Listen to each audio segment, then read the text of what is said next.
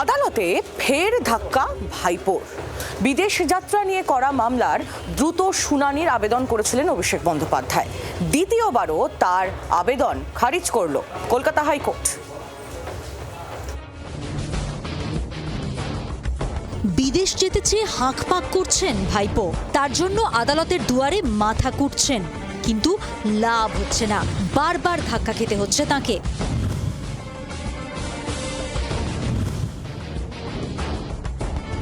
চোখের চিকিৎসায় বিদেশে যেতে চান, তার জন্য দ্রুত শুনানি চেয়ে গত মঙ্গলবার হাইকোর্টে আবেদন জানিয়েছিলেন অভিষেক বন্দ্যোপাধ্যায়। তবে তা খারিজ করে দেয় আদালত। বিচারপতি সাফ জানিয়ে দেন, শুনানি হবে তালিকা মেনেই, দ্রুত শুনানি সম্ভব নয়। তারপরও ফের একই আবেদন নিয়ে আদালতে ছোটেন অভিষেক। এবারও ফিরতে হলো বৃথা মনোরথে। সোমবার কলকাতা হাইকোর্টের বিচারপতি সৌগত ভট্টাচার্যের এজলাসে মামলার শুনানি হয়। আদালত স্পষ্ট জানিয়ে দেয়, অভিষেকের আবেদনকে কোনোভাবেই অগ্রাধিকার দেওয়া সম্ভব নয়। দেশ ছেড়ে গিয়ে অন্য জায়গায় ডিজে বাজানো যায়, সেটার জন্য কেউ যদি চেষ্টা করে, তিনি রবীন্দ্রনাথ চিন্তিত হতে পারেন, কিন্তু পশ্চিমবঙ্গবাসী চিকিৎসার জন্য যদি যেতে হয়, নিঃসন্দেহে মানুষের অসুস্থতা নিয়ে তো কিছু বলার নেই।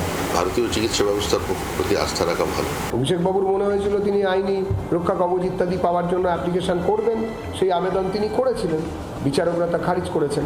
দেশ থেকে পালিয়ে যাওয়ার চেষ্টা করছেন কি করছেন না, সেটা নিয়ে মানুষের মনে প্রশ্ন থাকছে এবং সেই প্রশ্নের উত্তর অভিষেক বাবুকেই দিতে হবে।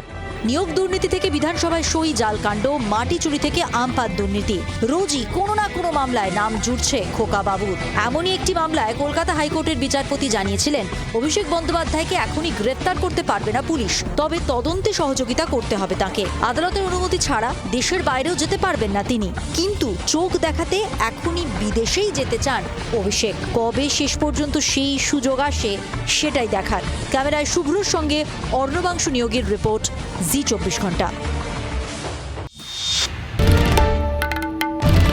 বাংলার আওয়াজ, বাঙালির আবেগ, জি 24 ঘন্টা।